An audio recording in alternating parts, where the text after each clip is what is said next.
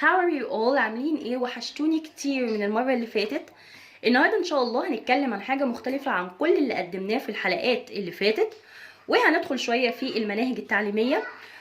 Today we will talk about Time for English for Primary 6. هنتكلم عن منهج Time for English اللي هو المنهج الوزاري للصف السادس الابتدائي ان شاء الله.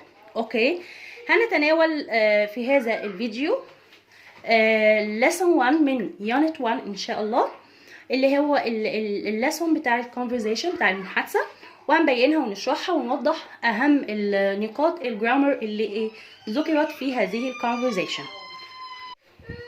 ويا ريت كل اللي يشوف الحلقه يشوفها لحد اخرها، لان في اخر الفيديو هتكلم او هشرح question او سؤال مهم دايما بيجي في الاكزامز او في الامتحانات، وهو حقيقي سؤال بيحير معظم الطلبه وكمان بيحير اولياء الامور.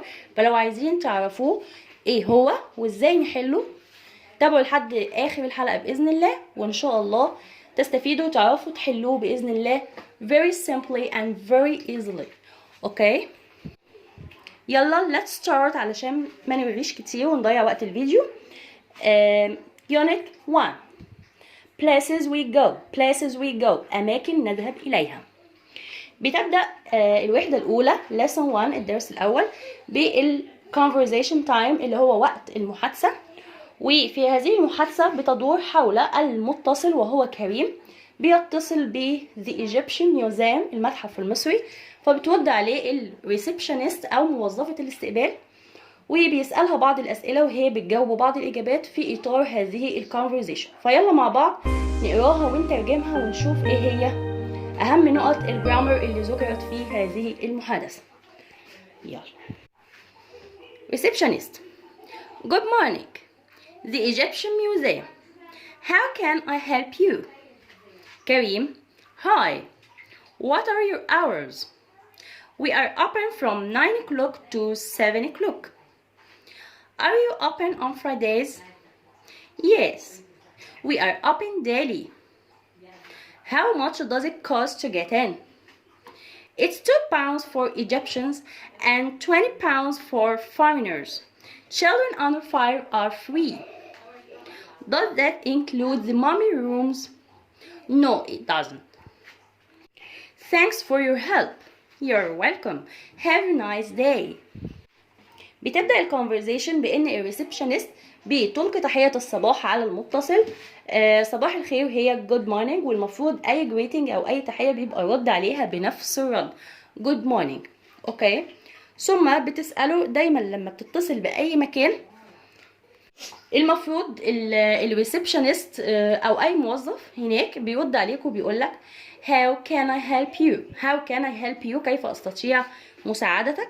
وهذا السؤال بيذكرنا بشيء مهم وهو الفيرب كان، وهو model verb. model verb فعل ناقص دايما بيجي بعده الفيرب في الانفينيتيف أو في المصدر، أي فعل بدون أي إضافات. أوكي، وطبعا النيجاتيف بتاعه اللي هو can't. كان وكانت دايما بيجي بعديهم infinitive. بعد كده سألها عن مواعيد العمل فقال لها What are your hours? What are your hours? Hours هنا أولها letter H، والH هنا جاية silent ما بتتنطقش. أوكي، فقالت له We are open from 9 o'clock to 7 o'clock. قصدها إن هما بيبقوا فاتحين من الساعة 9 AM صباحا إلى الساعة 7 PM مساء. أوكي، وهنا ناخد بالنا إن كلمة open جاية adjective أو صفة بمعنى فاتح أو فتحين أو مفتوح، وليست فعل بمعنى يفتح، لأنها لو جاية فعل فهنا قبلها are فهيفكرنا بزمن ال present continuous المضارع المستمر، لما لازم يجي am أو is أو are لازم الفيرب بعديهم يبقى آخره ing.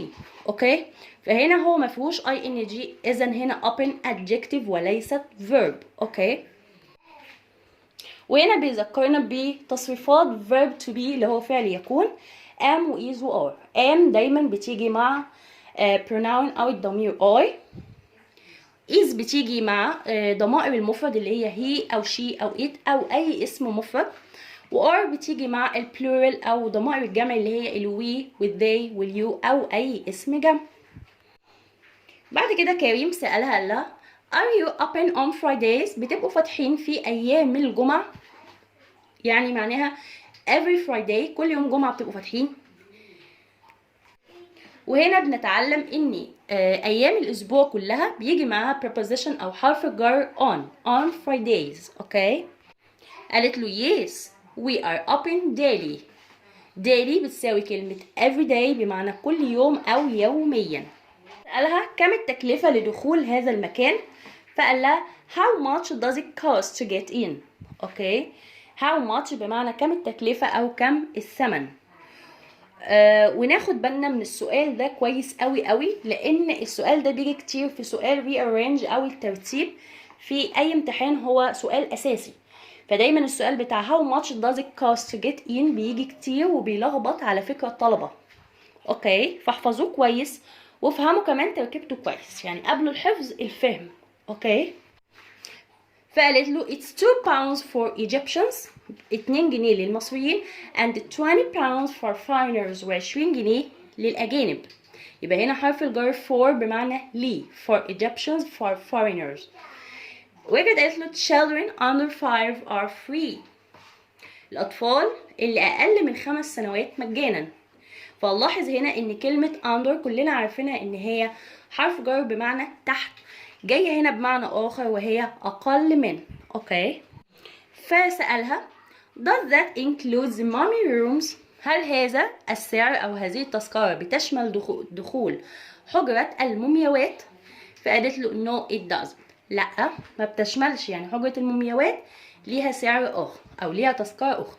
أوكي، وفي نهاية الكونفرزيشن قال لها thanks for your help. لما تيجي تشكر حد على مساعدته ليك في أي حاجة تقول له إيه؟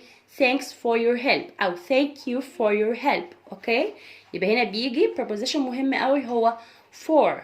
أوكي، والرد دايما على الشكر بالعربي بنقول إيه؟ العفو أو عفوا، بالإنجليش ترجمتها you're welcome أو you are welcome. وبعد كده تمنت له أن يقضي يوم سعيد، فقالت له have a nice day have a nice day. يوجد في الانجليش بعض الكلمات اللي بتبقى similar او متشابهة في البرونسيشن او في النطق، ولكن بيبقى لكل واحدة فيهم شكل سواء في اللترز او حتى في المينينج بتاعها بيبقى مختلف. زي الثلاث كلمات اللي قدامنا دول نطقهم نفس بعض to الأولى اللي فيها او واحدة ده حرف جر بمعنى إلى. التانية ال TWO ده number رقم 2. التانية اللي فيها أو الأخيرة اللي فيها double O دي بتيجي بمعنيين، يا إما أيضا يا إما جدا. لو جت في آخر الجملة خالص بتبقى معناها أيضا، زي ما أقول I like English I like French too. أنا بحب الإنجليزي وبحب اللغة الفرنسية أيضا.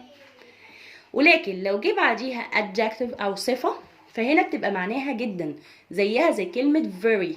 okay just like this example this coffee is too hot to drink this coffee is too hot to drink. هذا أو هذه القهوة ساخنة جدا لدرجة ألا تشرب. يبقى إيه too hot يعني ساخنة جدا. في كمان 3 كلمات برضو بنفس النطق ولكن المعنى واللترز برضو مختلفين، وهي where where we were أو we are. where الأولى اللي هي أولها WH دي أداة استفهام بمعنى أين. where التانية اللي من غير H ده فعل ماضي بمعنى كنا أو كانوا، اللي هو الشكل الباست أو الماضي من الverb are. where التانية دي اختصار لكلمة we are. احنا عارفين ان are هي وام وإز أو أحيانا بينفع إن احنا نحذف أول حرف منه ونستبدله بالأبوستروف، فwe're اللي هي we are.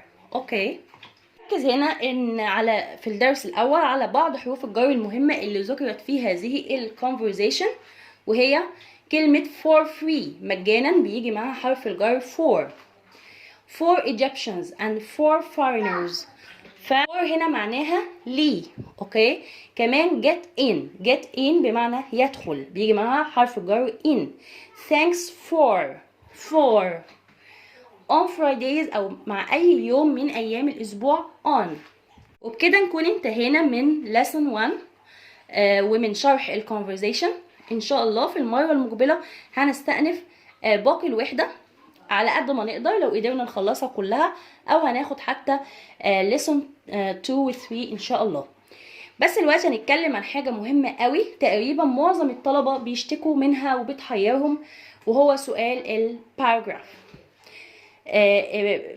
معظم الطلبة يعني جالهم صدمة من ايه؟ اكتب 7 جمل. 7 جمل هم مستكترينهم، مش عارفين ازاي يجيبوا ideas او افكار، مش عارفين حتى السنتنس او الجملة بتتركب ازاي. فبليز فوكس and pay attention، لان السؤال ده مهم جدا، فاللي مش فاهمه يفهمه ان شاء الله معانا. how to write a paragraph. لكتابة اي باراجراف اتبع الاتي.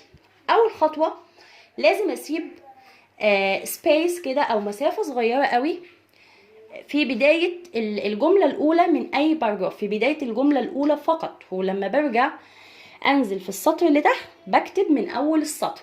اوكي. تاني حاجة، هو بيطلب مني 7 جمل، ما ينفعش انا عدد الجمل بتاعتي تقل عن 7.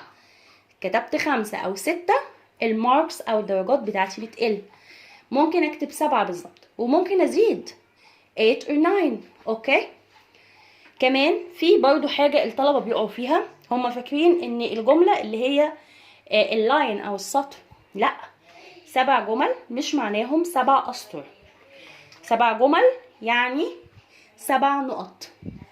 7 جمل يعني 7 نقط، يعني ممكن السطر ياخد جملتين، بس في نهاية كل جملة لازم احرص ان انا احط الفول ستوب او النقطة، لان 7 جمل معناهم 7 نقط مش 7 سطور. اوكي.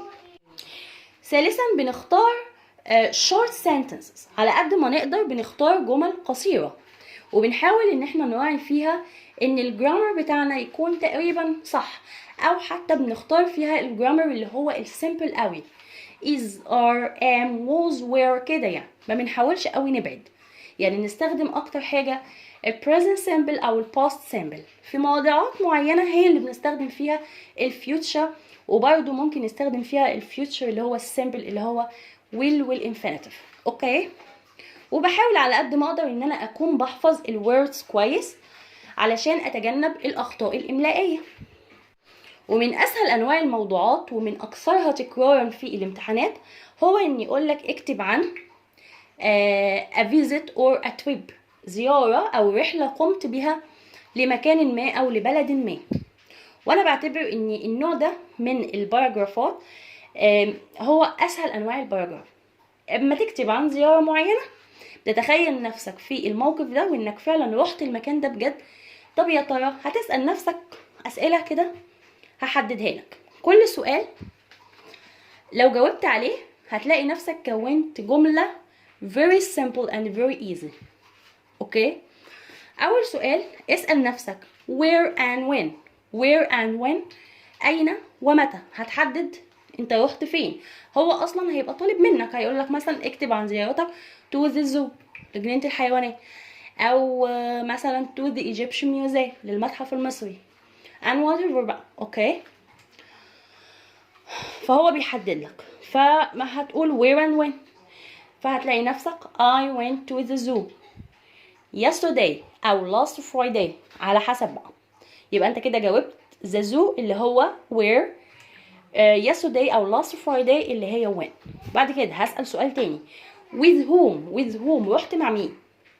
فهتلاقي نفسك بتكتب مثلا اختار I went، واحد مثلا يكتب I went with my family، I went with my family مع العائلة. واحد تاني I went with my friends، انت حر. تالت حاجة هتسأل نفسك how did you go there، انت رحت هناك ازاي. يعني هتقول وسيلة المواصلات اللي انت رحت بيها. هتقول we went by car، رحنا بالعربية. ادي جملة very simple.